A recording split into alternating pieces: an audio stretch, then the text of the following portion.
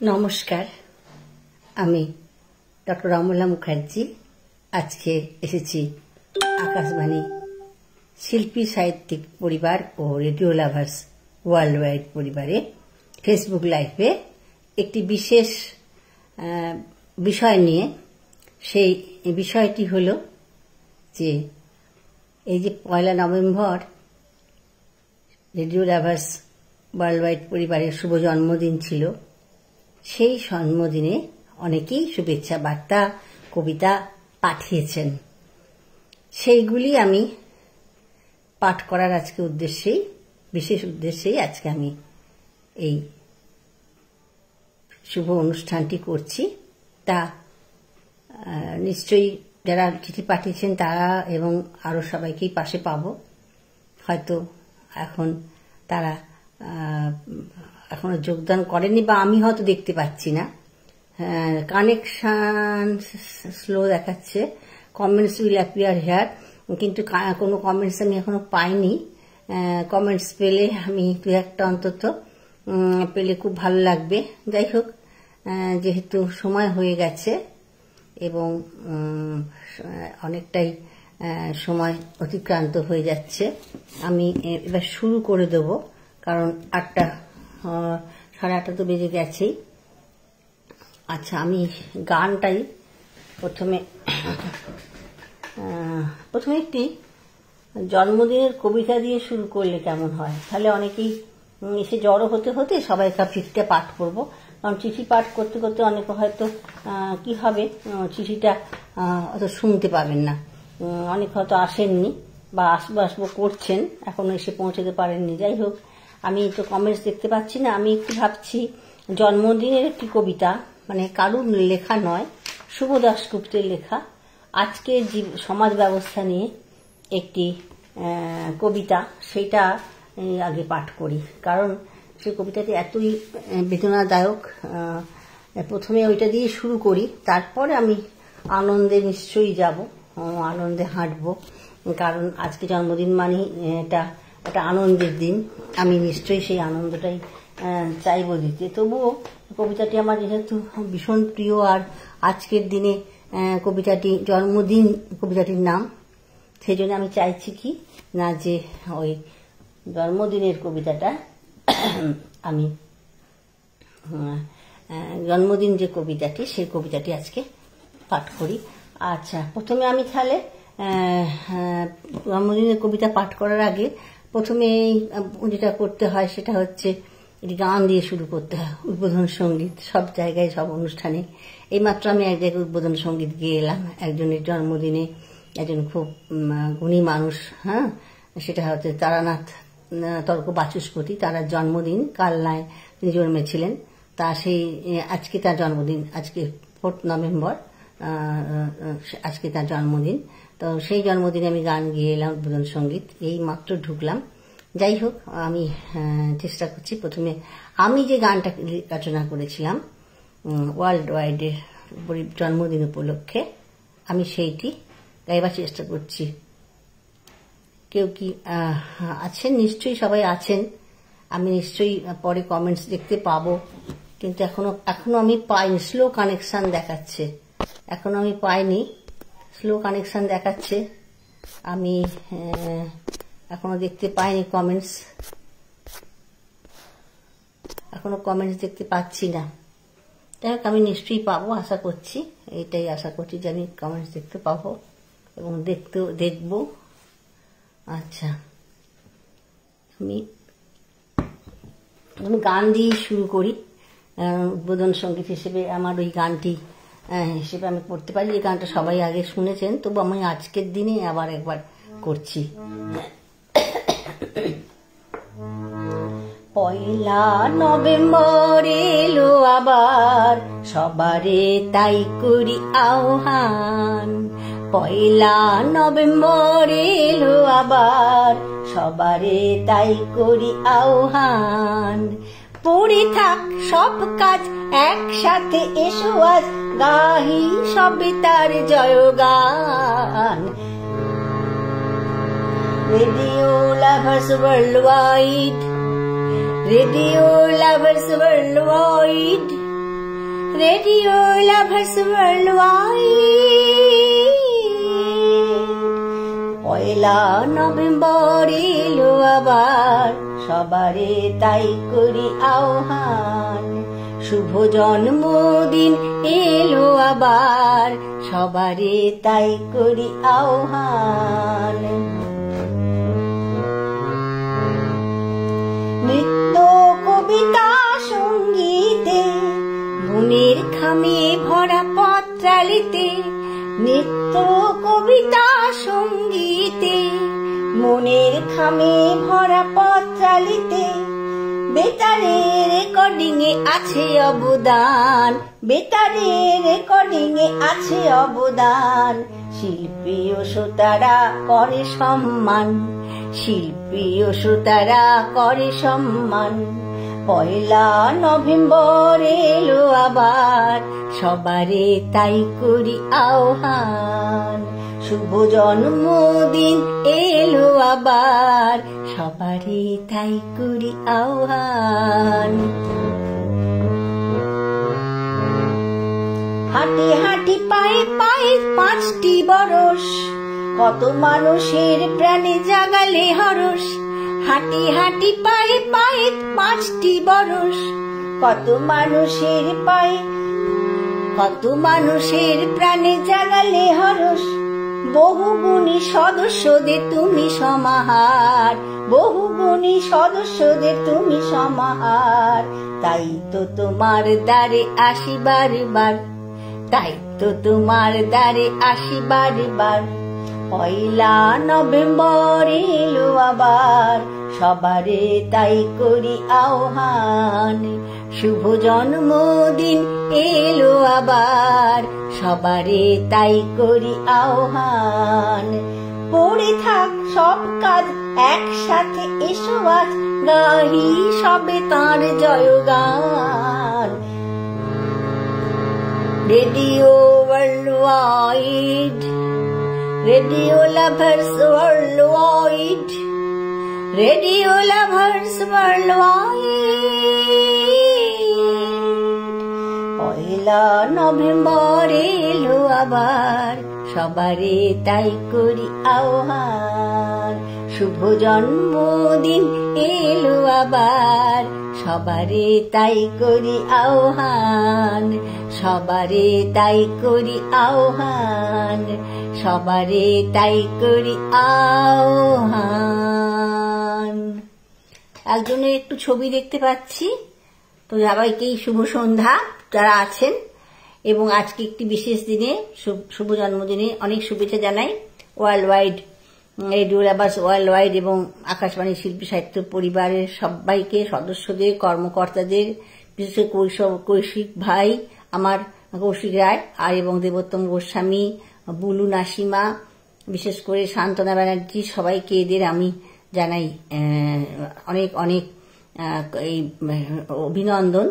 বিশেষ করে কৌশিক ভাই আর দেবোত্তম ভাই এত ভীষণ পরিশ্রম করে এই গ্রুপটিকে, একদম ওরা জন্মলগ্ন থেকে পরিশ্রম করে করে করে আজকে এত বড় একটা সুন্দর একটি পরিবার গঠন করেছে, বৃহৎ একটি পরিবার। আব্দুল মান্নান সাহেবকেও জানাই অসংখ্য ধন্যবাদ, তিনিও আমাদের সঙ্গে যুক্ত আছেন। আরও সবাই আছেন, বাংলাদেশ থেকেও অনেকে আছেন, এবং এই পরিবার দিনকে দিন তার শ্রীবৃদ্ধি ঘটাচ্ছে কবিতায়, গানে, তার এবং বিশেষ করে এই পত্রপাঠ যেটা মনের ঘামে আরম্ভ হয়েছে সেটাও ভীষণ সুন্দর বিষয় নির্বাচন করে দেওয়া হচ্ছে। তারপর সেটা সেখান থেকে এই বিষয় নির্বাচন থেকে আবার সেটি বিভিন্ন জায়গায় সবাই থেকে চিঠি লিখছেন, বিভিন্ন অনেক জায়গা থেকে চিঠি আসছে, এমনকি বাংলাদেশ থেকেও আসছে।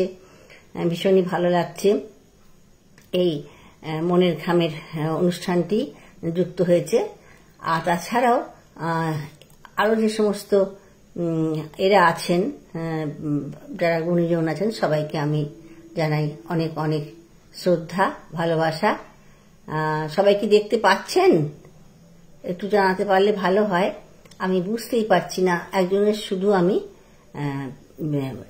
ছবি দেখতে পাচ্ছি। যাই হোক, যারা যারা আছেন আমি আকাশবাণী শিল্পী সাহিত্যে ফেসবুক থেকে আমি প্রোগ্রামটা করছি। তো এটা প্রথম গানটি আমি গাইলাম। তো আমি আজকে এখন সবার কবিতা পাঠ করার আগে আমি বললাম আজকে আমি একটা খুব দুঃখের একটি কবিতা প্রথমে পাঠ করে নেব, তারপর সবাইকে শুভেচ্ছা বার্তা কমই আছে সেগুলো আমি পাঠ করব। তার আগে আমি একটি দুঃখের একটি জন্মদিন শুভ দাশগুপ্ত লেখা জন্মদিন কবিতাটি পাঠ করছি।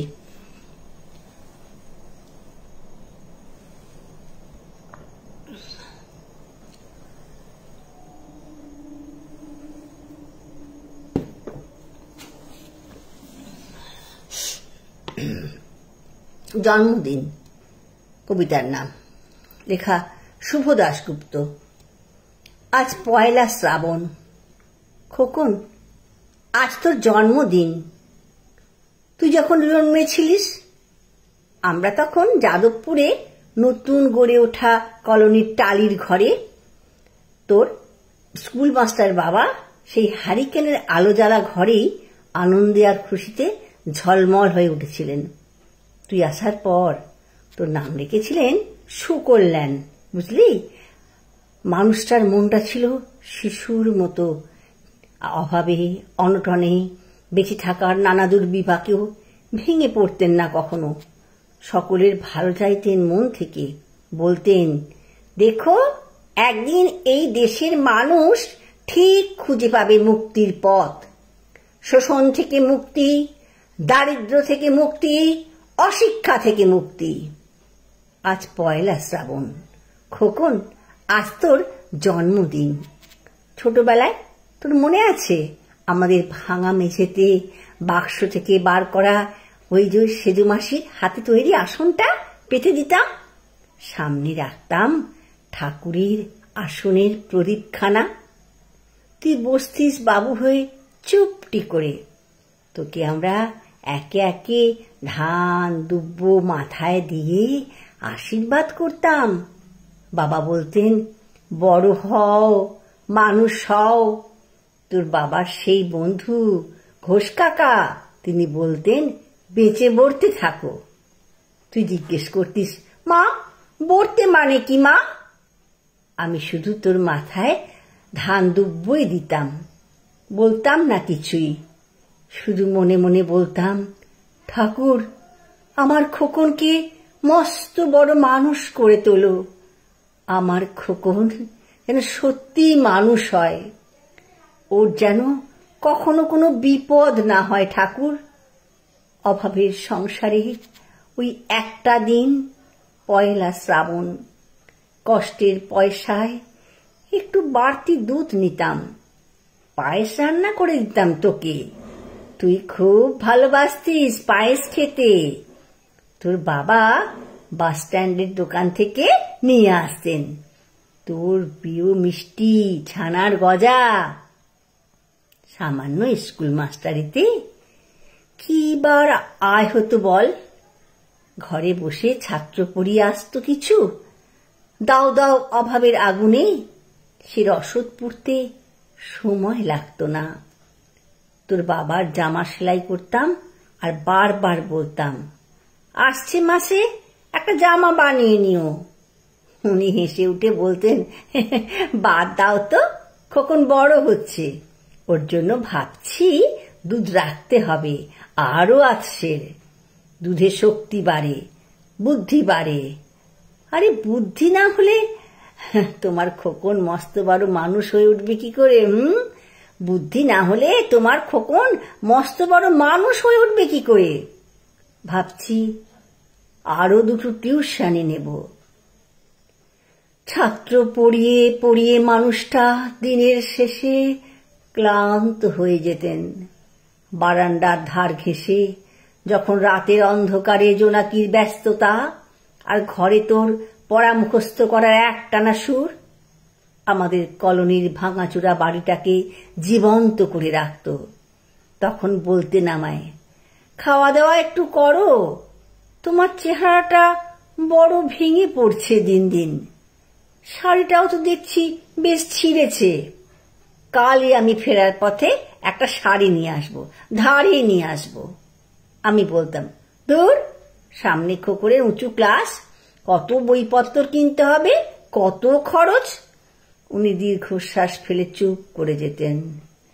জোনাকিরা নিঃশব্দ অদৃশ্য আলোর আলপনা আঁকত উঠোনের আগাছার ঝোপে। আবহ সঙ্গীতের মতন তুই ভেতরে বসে বসে পড়া মুখস্থ করতিস, ইতিহাস, ভূগোল, গ্রামার। ঈশ্বর আমাদের নিরাশ করেননি। তুই কত বড় হলি, সব পরীক্ষায় কত ভালো ফল হলো তোর। বাবা বললেন, আরো পড়, উচ্চশিক্ষাই উচ্চ সম্মানের একমাত্র পথ, তুই আরো পড়বি। তুই আরো পড়লি, তারপর তারপর তোর চাকরি হলো কত বড় অফিসে, মনে আছে খোকা? প্রথম মাসের মাইনে হাতে পেয়েই তুই কত কি কিনে এনেছিলি।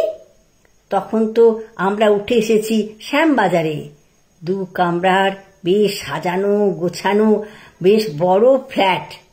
তোর অফিস থেকেই তো দিয়েছিল। সেই বাড়ি, সেই ঘর, সেই ব্যালকনি, কত স্মৃতি, কত ছবি। এই বাড়িতেই তো আশ্বিনের ঝোড়ো বিকেলে, তোর মনে আছে খোকন, তোর বাবা যেদিনটাতে চলে গেলেন, মনে আছে?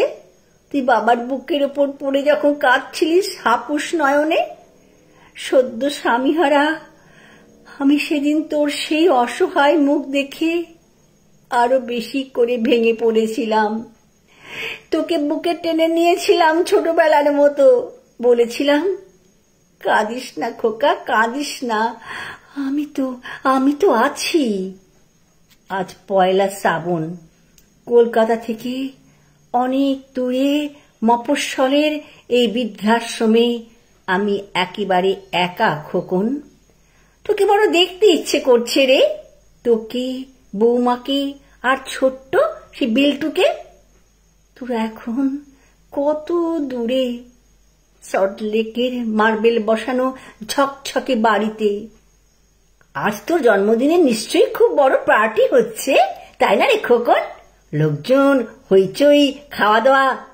খুব ভালো, খুব ভালো খোকন। আজ পয়লা শ্রাবণ। আমার বড় মনে পড়ছে যাদবপুরের ভাঙা ঘরে রাত্রে তুই আমার পাশে শুয়ে মাঝে মধ্যে হঠাৎ খুব ভয় পেয়ে জড়িয়ে ধরতিস আমাকে। আমি বলতাম, ভয় কি রে, আমি তো আছি, মা তো আছে খোকনের। যার মা থাকে তাকে কি ভূতে ধরে? তুই নিশ্চিন্ত হয়ে ঘুমিয়ে পড়তিস আমার বুক জুড়ে। তোর আধুনিক সংসারে এই বুড়িটার একটু ঠাঁই হলো না রে। প্রতিমাও তো মা, ওরও তো আছে আমার খোকনের মতনই কোল আলো করা এক চাঁদের টুকরো। কিন্তু সময়ের কি আশ্চর্য পরিবর্তন। খোকন, খোকন, তুই বোধহয় আর এখন পায়েস খাস না, তাই না রে? তুই জানিস না খোকন, আজ আমি সকালে পায়েস রান্না করেছি। হ্যাঁ, তোরই পাঠানো টাকায়। সারাদিন সেই পায়েসের বাটির সামনে নিয়ে বসে আছি রে। এখানে এই বৃদ্ধাশ্রমে আমার একলা ঘরে আর কেউ নেই। তুই একবার আসবি খোকন, একবার আসবি খোকন, শুধু একবার আসবি খোকন, শুধু একবার আসবি, একবার। এটা ভীষণ ভীষণ জন্মদিন নিয়ে একটি খুবই দুঃখের, যেটা সামাজিক জীবনে ঘটছে। আমরা বাবা মাকে ভুলে যাচ্ছি, বৃদ্ধাশ্রমে রেখে আসছি, তাদের একটু ঠাঁই হচ্ছে না আমাদের ঘরে। এই অবস্থাটা কিন্তু ঠিক নয়। কবি শুভ দাশগুপ্ত এখানে তুলে ধরেছেন যে কত কষ্ট করে বাবা মা মানুষ করে ছেলেদের, কতটা কষ্ট সেটা দেখিয়েছেন উনি। এবং সেই কষ্টই মানুষ হওয়া ছেলে যখন শিক্ষিত হয় নামি আর দিকে অমানুষ হয়ে যায় আর বাবা মাকে ভুলে যায়, মাকে বৃদ্ধাশ্রমে রেখে আসে, তখন কতটা কষ্ট মায়ের যে হয় সেটাই কবিতায় ফুটে উঠেছে। এবং সেটা পড়তে পড়তে আমার চোখ দিয়ে সত্যি জল বেরিয়ে যাচ্ছে যে কি সমাজ আমাদের এলো। আবার আমি চিঠি পাঠে চলে যাই। নিশ্চয়ই সবাই এসে গেছেন এতক্ষণে, আশা করছি। আমি নাসিমা বেগম ওয়াচিং দেখতে পাচ্ছি, দেবতম গোস্বামী ওয়াচিং, এই দুটোই দেখতে পাচ্ছি। যাই হোক, দুজনকে দেখতে পেয়েছি, আরো নিশ্চয়ই সবাই আসছেন, নাহলেও পরে শুনে নেবেন। আমি কমেন্টস দেখতে পাচ্ছি না, আমি কমেন্টসের প্রত্যেকজনের উত্তর দিয়ে দেবো পরে। এখন আমি চিঠি পাঠে চলে যাব। যারা যারা চিঠি লিখেছেন তারা তো হয়তো অধীর আগ্রহে অপেক্ষা করছেন। আমি চিঠিতে চলে যাই।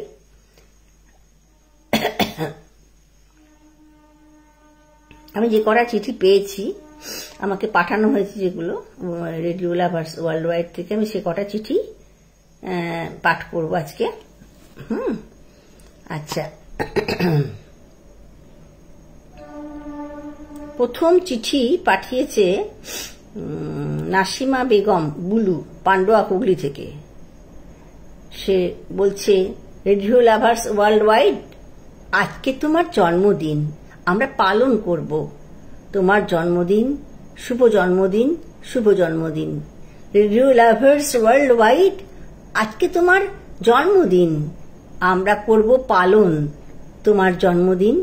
শুভ জন্মদিন, শুভ জন্মদিন। তোমার গ্রুপে শত শত শিল্পী বন্ধু লিখেছে কবিতা, গল্প, প্রতিদিন কত খবর শুনতে পাই, দৈনিক প্রতিদিন। শুভ জন্মদিন, শুভ জন্মদিন।